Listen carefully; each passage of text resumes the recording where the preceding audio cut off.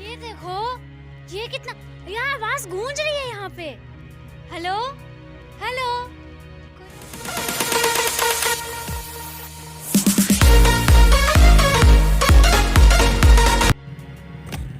पांच टिकट मिली।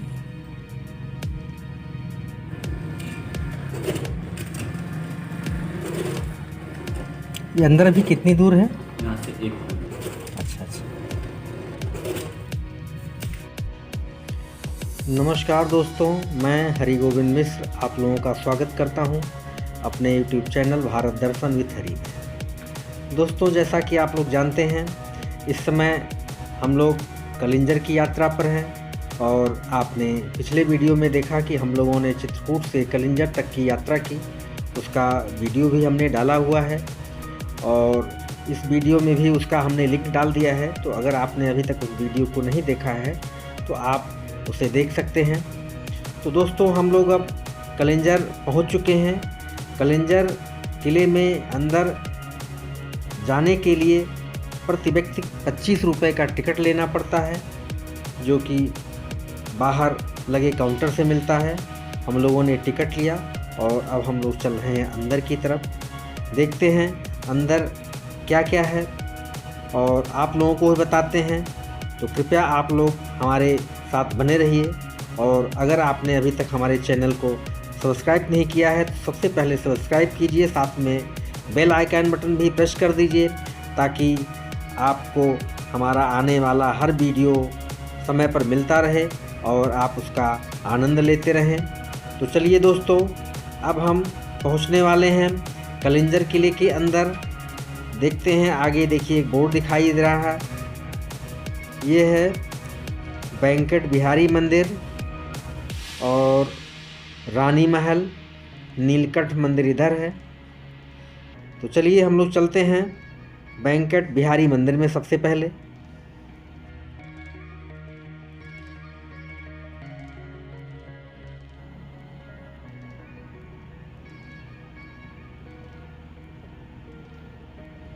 ये वेंकट बिहारी मंदिर के लिए ऊपर की ओर जाती हुई सीढ़ियाँ हैं और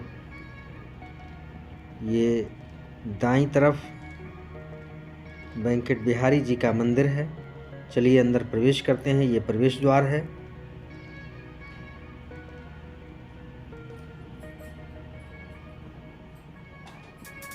दोस्तों, ये एक 2 मंजिला इमारत है।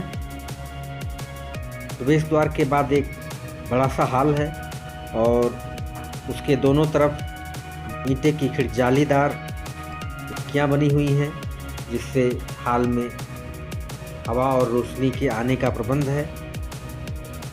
ये देखिए, ये कुछ सुरंग टाइप का लग रहा है और उसके आगे चलने पर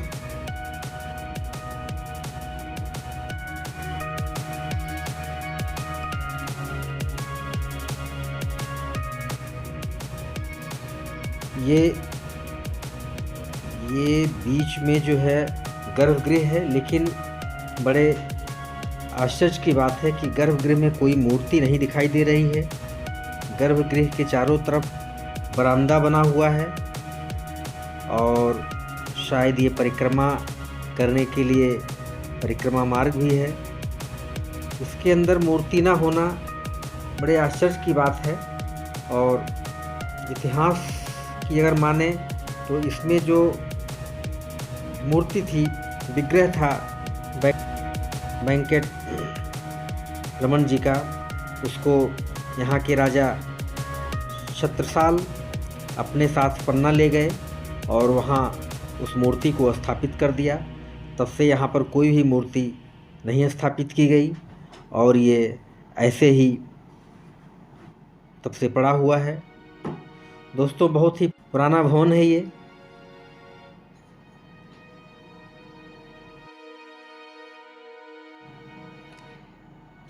वेंकट बिहारी मंदिर से देखिए नीचे का दृश्य है।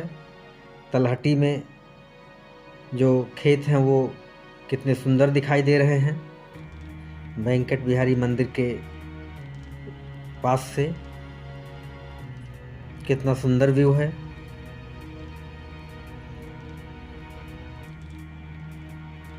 तलहटी में बसे गांव भी कितने छोटे छोटे दिख रहे हैं यहाँ से।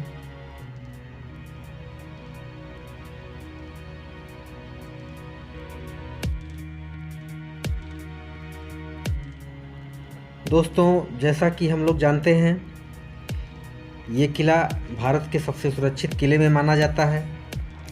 ये जो सड़क है जिससे अभी हम लोग किले तक आए हैं, ये सड़क कुछ ही दशकों पहले बनी है। इसके पहले यहाँ सड़क नहीं हुआ करती थी और किला पूरी तरह से सुरक्षित था। किले तक पहुँचना बड़ा दुष्कर कार्य था। किले तक वही पहुँच सकता था जिसको किले में प्रवेश दिया जाना होता था। ये किला दोस्तों लगभग 8.5 किलोमीटर के वर्ग क्षेत्र में फैला हुआ है। और चलिए अब हम लोग चलते हैं वेंकट बिहारी मंदिर से रानी महल की तरफ।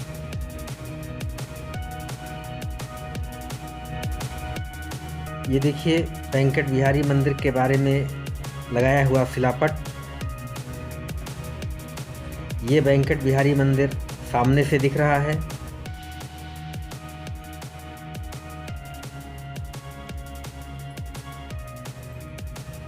दोस्तों, ये सामने जो है ये रानी महल है और अब हम लोग चल रहे हैं रानी महल के अंदर। आपको भी दिखाते हैं अंदर व्यू क्या है। ये आगे से प्रवेश करते हैं तो बाईं तरफ रास्ता मुड़ा है और ये देखिए इतना विशाल आंगन। ये रानी महल के अंदर का दृश्य है। दोस्तों, रानी महल के अंदर पहुंचने पर एक बहुत विशाल आंगन है जिसके चारों तरफ बरामदे हैं और बरामदे के पीछे कमरे बने हुए हैं। चलिए हम उन कमरों को देखते हैं। ये देखिए कितना विशाल आंगन है। इस तरह का आंगन पहले के महलों में होना एक आम सी बात थी। चलिए अंदर चलते हैं। ये देखिए ये एक कोठरी से होते हुए और ये फिर पिछले दरवाजे की तरफ निकल रहा रास्ता। ये रानी महल के बारे में लिखा हुआ शिलापट है। बच्चे लोग भी रानी महल का अवलोकन कर रहे हैं, इतिहास को जानने का प्रयास कर रहे हैं। ये 3री-4थी सदी का इतिहास है। इस मिट्टी को हम लोग भी स्पर्श करके इस मिट्टी को प्रणाम कर रहे हैं। कभी यहाँ इसी मिट्टी पर चंदेल राजा लोग रहा करते थे। बाद में अन्य कई लोगों का भी अधिकार हुआ। दोस्तों, ये देखिए ये ऊपर का हिस्सा है और आंगन के चारों तरफ ऊपर ये बालकनी बनी हुई है जिसमें खड़े होकर के नीचे आंगन की तरफ देखा जा सकता है। महल तो अब पूरी तरह से जीर्ण शीर्ण अवस्था में है, लेकिन हम इस खंडहर को देख करके अनुमान लगा सकते हैं कि जब ये अपने अस्तित्व में रहा होगा तो कितना विशाल और कितना सुंदर रहा होगा और यहाँ रहने वाले लोग कितने प्रसन्न रहते रहे होंगे, ये हम अनुमान लगा सकते हैं। देखिए ऊपर की तरफ चढ़ने का प्रयास करते हुए ये ऊपर की तरफ सीढ़ियाँ बनी हुई हैं। चलिए देखते हैं ऊपर सीढ़ियों से चढ़कर। ये ऊपर एक कोठरी दिख रही है और हमें लगता है ये कि सुरक्षा की दृष्टि से एक कोठरी बनाई हुई है जिसमें शायद सैनिक रह करके यहाँ पर बैठ करके किले की निगरानी करते रहे होंगे।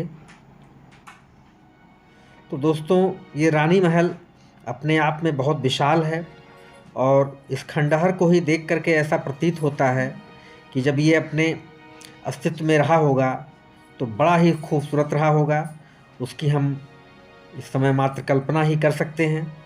ये देखिए उसके अवशेष।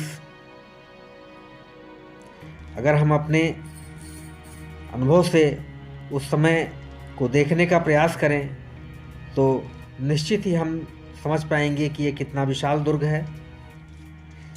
देखिए दोस्तों, ये रानी महल के पीछे का हिस्सा है जो अब खंडहर में तब्दील हो चुका है। चलिए आपको हम दिखाते हैं। ये पाथवे बना हुआ है। ये देखिए, ये रानी महल का पीछे का द्वार है जहाँ से हम लोग निकले हैं और अब चल रहे हैं आगे फिर चारों तरफ देखते हुए। दोस्तों, इसका संरक्षण होना चाहिए। इसका संरक्षण उस हिसाब से नहीं हुआ है जिस हिसाब से होना चाहिए, क्योंकि ये हमारी धरोहर है और हमारे जानने के लिए यहाँ बहुत कुछ है।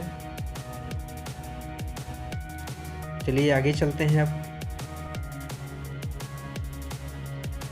ये पीछे से हम लोग फिर जो है रानी महल के मुख्य यानी कि सामने के द्वार की तरफ आ रहे हैं। ये देखिए, रानी महल के बगल में भी कुछ भवन बने हुए थे जो अब खंडहर हो चुके हैं, जिनके अवशेष दिखाई दे रहे हैं। ये रानी महल का मुख्य द्वार, ये वेंकट बिहारी मंदिर का मुख्य द्वार।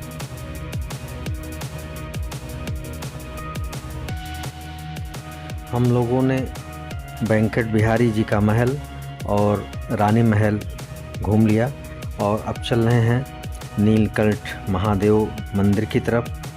कलिंजर दुर्ग हर युग में रहा है, लेकिन इसका नाम अलग अलग रहा है। पौराणिक ग्रंथों के अनुसार सतयुग में इसे कीर्तिनगर, त्रेता में मध्यगढ़, द्वापर युग में जो है सिंघलगढ़ और कलयुग में कलिंजर के नाम से इसे जाना जाता रहा है। कलिंजर का अर्थ होता है काल और जर जिस पर यानी कि विजय प्राप्त कर ली हो। कलिंजर का अर्थ हुआ जिसने काल पर विजय प्राप्त कर ली हो, वो कलिंजर है। तो दोस्तों, हम लोग देखिए अब नीलकंठ महादेव मंदिर आ गए।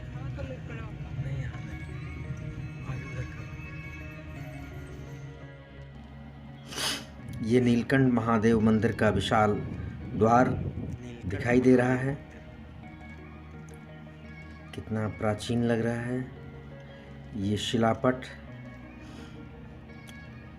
नीलकंठ महादेव मंदिर के बारे में जानकारी दी हुई, पुरातत्व का निर्देश।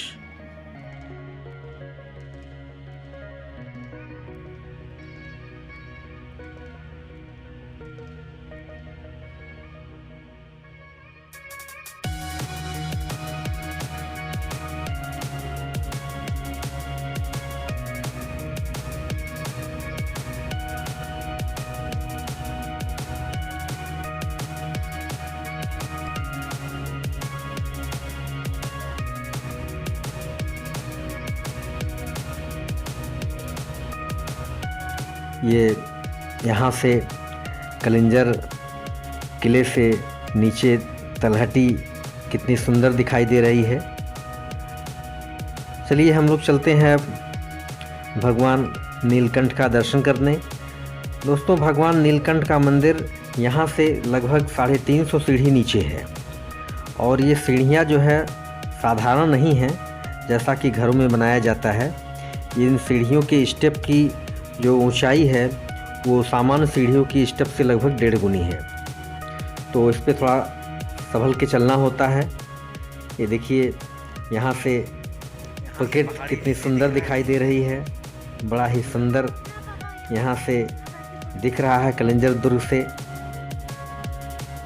दोस्तों, ये देखिए, जब हम सीढ़ियों से नीचे उतरते हैं तो तमाम छोटी छोटी मूर्तियाँ जो है दिखाई देती हैं और उसमें से तमाम मूर्तियां तो खंडित हैं।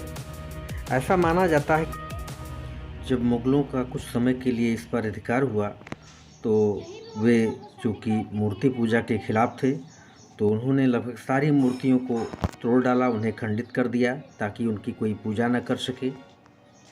लेकिन इसे देख करके हम पुरातात्विक दृष्टिकोण से उस समय के समय को देखने की कोशिश कर सकते हैं। देखिए, ये पहाड़ी काट करके बनाया हुआ है। उस समय की शिल्प शैली कितनी उत्कृष्ट थी, कितना ही सुंदर और उत्कृष्ट नमूना है ये उसका। दोस्तों, यहाँ आकर के तो मन बड़ा प्रसन्न हो गया और बहुत दिनों से इच्छा थी कि कलिंजर घूमने जाना है, कलिंजर जाना है, और आज हम लोग कलिंजर में पहुँच गए।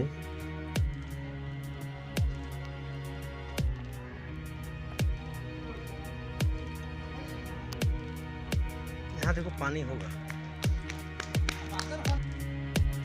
खंडित मूर्तियाँ देखिए, सामने जो नीलकंठ महादेव मंदिर के सामने जो बरामदा है उसमें खंडित मूर्तियाँ सब रखी हुई हैं। मैंने उनका फ़ोटो खींच करके इसमें डालना उचित समझा, जिससे मैं उन्हें अपने दर्शकों को दिखा सकूं। तो दोस्तों, अब हम लोग आ गए हैं नीलकंठ महादेव मंदिर, और चलिए अंदर चल करके पहले भोलेनाथ जी का दर्शन करते हैं, उसके बाद फिर और आगे का आपको जो भी है ये सब आपको दिखाते हैं। तो चलिए अंदर चलते हैं। जय भोलेनाथ बाबा की।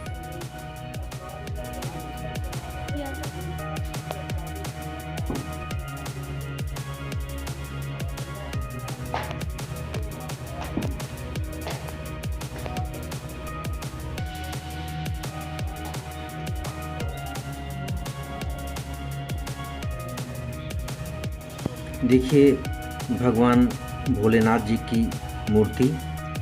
देखिए ये इनके गले से नीचे आप देखिए, गले पर ये हमेशा पसीना दिखाई देता है, हमेशा नम रहता है। ये माता पार्वती जी की मूर्ति, और भी इसमें कुछ देवताओं की मूर्ति बनी हुई है।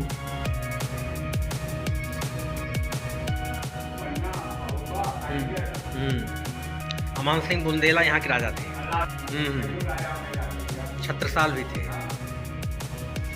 ये देखिए भोलेनाथ जी के मंदिर के बाहर एक 16 स्तंभीय मंडप बना हुआ है, लेकिन ये छत विहीन है। और ये देखिए बाहर भोलेनाथ जी का जो मंदिर है उसके बाहर जो दीवार है उस पर मूर्तियाँ उकेरी गई हैं। दोस्तों, पुराणों में ऐसा उल्लेख है कि जब समुद्र मंथन के बाद विष निकला तो उस विष को भगवान भोलेनाथ में पिया और उसको अपने कंठ में रोके रखा, और उस विष की ज्वाला को शांत करने के लिए यहाँ बैठ कर के तपस्या की, और तब से इस जगह का नाम नीलकंठ महादेव मंदिर पड़ गया। चलिए आगे चलते हैं। आगे भैरवनाथ जी की मूर्ति है। ये देखिए भैरवनाथ जी की कितनी ही विशाल मूर्ति है नीचे, और कितनी प्राचीन मूर्ति लग रही है, ये देख करके ही अनुमान लगाया जा सकता है। ये बगल में जो है माँ काली की मूर्ति है, और नरमुंड माला धारण किए हुए काल भैरव। कितना विशाल और कितना वैभव पूर्ण ये कलिंजर किला दिखाई दे रहा है, हम अनुमान लगा सकते हैं।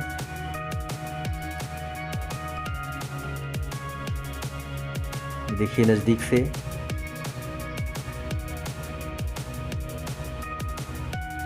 बड़ा ही जो है सुंदर है। दोस्तों, इन पुरातात्विक चीज़ों को जब तक हम इनका ऐतिहासिक महत्व नहीं जानेंगे तब तक इनको नहीं समझ पाएंगे, इसलिए इनको समझने के लिए इनका इतिहास जानना ज़रूरी होता है।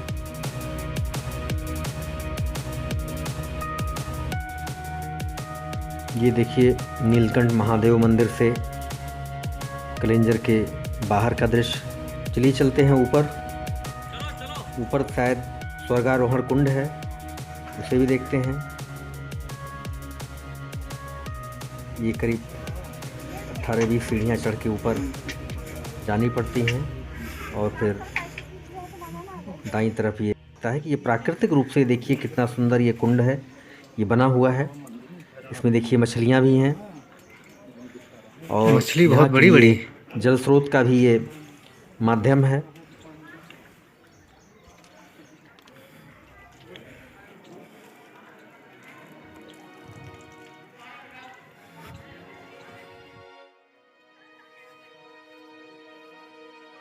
तुम लोग का बना रहे हैं?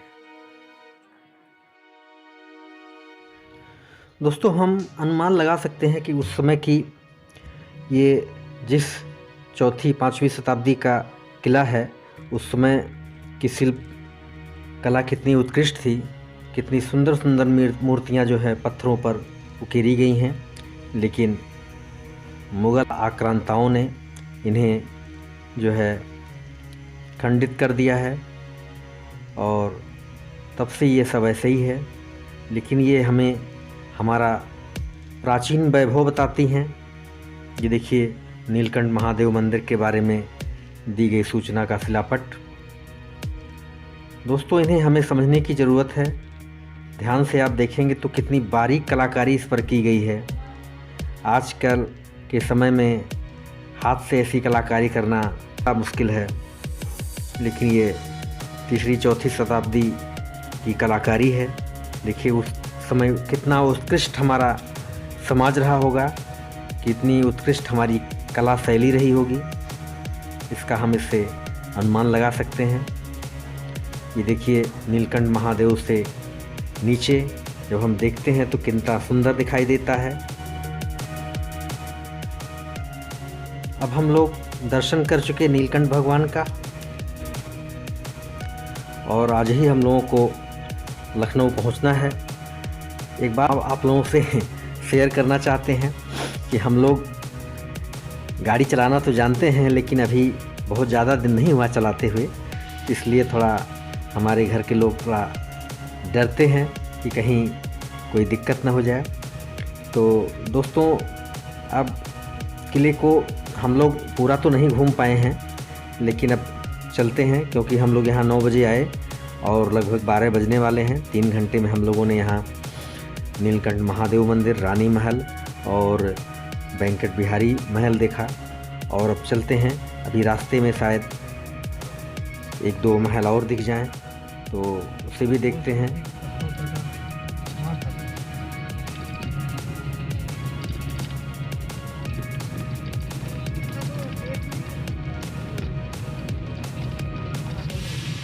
जी, हम तो यहाँ फिर आएंगे, दोबारा आएंगे। नहीं, अब हम आएंगे, तुम लोगों को नहीं लाएंगे। ये कौन सा महल यहाँ देखे थे? यहाँ 3 स्पॉट हैं। बड़ा दरवाज़ा है, चौबे महल है, और आगे एक मध्यकालीन मकबरा है। ये देखिए, चौबे महल के बारे में दी हुई जानकारी, उसे भी देखते हैं। चलिए, पहले चौबे महल में चलते हैं अंदर। ये चौबे महल का बाहर से व्यू है। चौबे महल के अंदर ये देखिए, ये उस समय की छत जो लकड़ियों से बनाई जाती थी, कितनी उत्कृष्ट है। चौबे महल के भी अंदर हॉल है, और उसके बाद फिर आंगन है बीच में बड़ा सा, और आंगन के किनारे किनारे बरामदे बने हुए हैं, और फिर कमरे बने हुए हैं। ये ऐतिहासिक रूप से बड़ा ही समृद्धशाली महल है। चलिए, अंदर चलते हैं। और फेस देखिए, दिखाई दे रहे हैं। दीवारों में ताखे बने हुए हैं। पहले ताकों पर ही दिया जलाया जाता था रोशनी के लिए रात में, और कुछ सामान रखने की भी व्यवस्था उस पर हो जाती थी। ये देखिए, छत अभी नीचे से अभी बहुत पुराना नहीं लग रहा है, ये मतलब बहुत ख़राब नहीं लग रहा है ये, लेकिन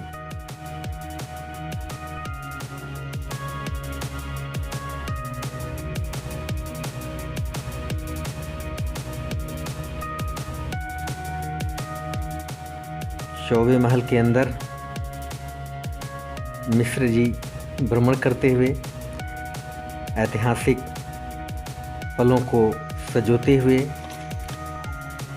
दोस्तों हम कल्पना कर सकते हैं उस समय के उत्कृष्ट समय को। ये देखिए चौबे महल से कलिंजर के नीचे कैसा दिखाई दे रहा है। ये किले की प्राचीर, ये आगे जो है बाउंड्री के कलिंजर किले की प्राचीर बनी हुई है जो कि काफ़ी चौड़ी है।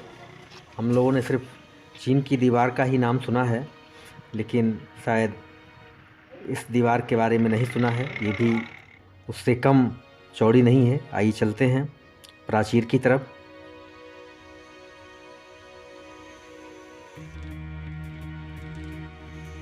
ये दोनों तरफ सीढ़ियाँ बनी हुई हैं। चलिए हम लोग इधर से ऊपर चलते हैं।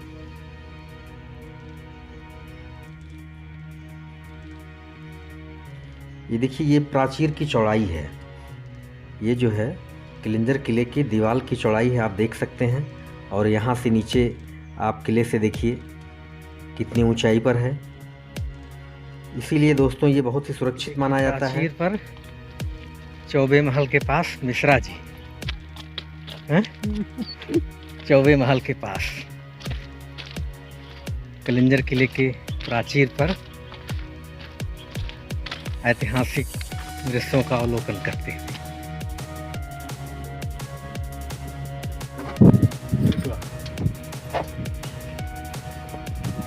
आओ जल्दी, चौबे महल के पास मिश्रा फैमिली।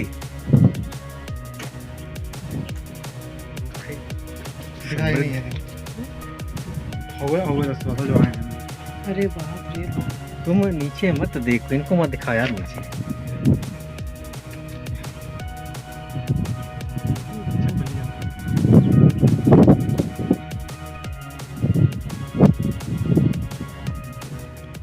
ये प्राचीर पर ही एक बुर्ज बना हुआ है। ये शायद सैनिकों के बैठने के लिए और नीचे अवलोकन करने के लिए। तो दोस्तों इस तरह से हम लोगों की कलिंजर की आधी अधूरी यात्रा पूरी हुई। अभी इस किले में बहुत सारे महल हैं जो कि हम लोग नहीं देख पाए। हम लोगों को वापस जाना है, लेकिन इस आशा के साथ कि फिर हम लोग दोबारा जल्दी ही आएंगे और बाकी बचे हुए महलों को भी देखेंगे और अपने दर्शकों को भी दिखाएंगे। दोस्तों इसमें एक यहाँ के कार्यकर्ता ने बताया कि यहाँ राजा अमान सिंह का महल है, जिसमें करीब 1800 मूर्तियों को रखा गया है और उनके बारे में जानकारी जुटाई जा रही है। संग्रहालय बनाया जा रहा है, उसे भी देखेंगे। और बहुत सारे इसके अलावा भी महल हैं, उन्हें भी देखेंगे। तो चलिए इसी के साथ इस ब्लॉग को अब यहीं एंड करते हैं। और अगर आपको हमारा ब्लॉग अच्छा लगा हो तो कृपया इसे लाइक कीजिए, शेयर कीजिए और अपना सुझाव कमेंट के माध्यम से दीजिए ताकि हम इसमें सुधार कर सकें। तो दोस्तों आप लोग अपना ख्याल रखिएगा और मिलते हैं फिर नेक्स्ट ब्लॉग में। तब तक के लिए नमस्कार, जय श्री राम, जय हिंद, जय भारत।